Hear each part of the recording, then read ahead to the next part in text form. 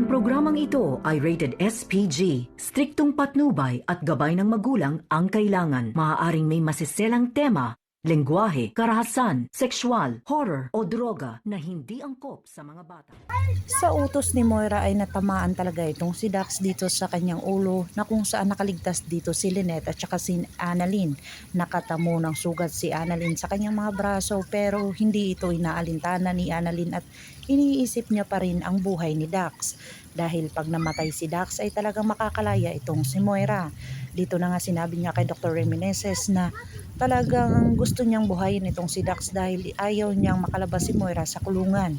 Dito na nga nagdadalawang isip itong si Zoe dahil sa tinawagan siya ni Moira na kikitilin niya ang buhay ni Dax dahil sa ito ang pinakamalaking ebidensya dito para sa kanyang kaso. Pero hindi nga ito naniwala itong si Zoe dahil ayaw niyang isaalang-alang ang kanyang reputasyon dito dahil sa utos ng kanyang ina. Pero nag-iisip pa rin si Zoe ng negatibo na kung saan sinabihan siya ni Dr. Ray Meneses na mag-scrub out doon sa operasyon.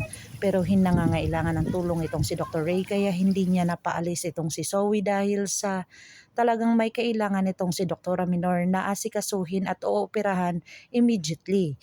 Dito na sinabihan ni Dr. Ray Meneses itong si Dr. Zoe ay talagang kung hindi lang siya kailangan ay hindi papaalisin niya talaga doon sa operation, na kung saan dito na nga ay pinagtataka ni Zoe ang lahat ng kanyang mga naririnig dito kay Dr. Ray Meneses.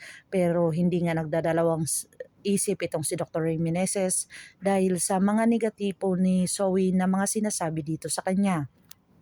Dito na napagkalaman ni Dr. Carlos Benitez ang lahat ng mga sinasabi or utos ni Moira dito sa kanyang asawa at anak, or dito na nga ay talagang napahamak ang kanyang asawa.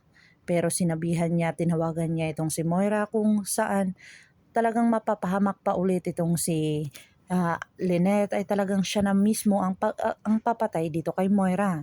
Dito na nga ay talagang nagtalo pa itong si Dr. Carlos at saka si Dr.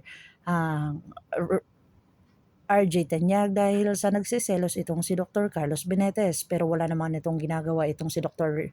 RJ Tanyag kung saan naniniwala pa rin ito na hindi siya nanggugulo dito kay Dr. Carlos Benitez, pero masama lang talaga ang mga iniisip nito at wala lang tiwala sa kanyang asawa. Dito na nga si Lynette ay narinig niya itong si Zoe na may kausap na kung saan pinagsabihan niya ito na hindi naiiba ang kanyang ugali dito sa kanyang ina dahil mamamatay silang tao. Dito na nga kaya malalaman nila ang katotohanan na si Zoe at saka si Moira ay talagang magkasabwat kahit na ito ay talagang nasa loob na si Moira sa kulungan. Pakakaabangan natin ang mga susunod pa na episode ng Abot Kamay na Pangarap. If you like my story, please like, share, and subscribe para ma-update po kayo sa mga susunod pa. Yun lamang po at maraming salamat.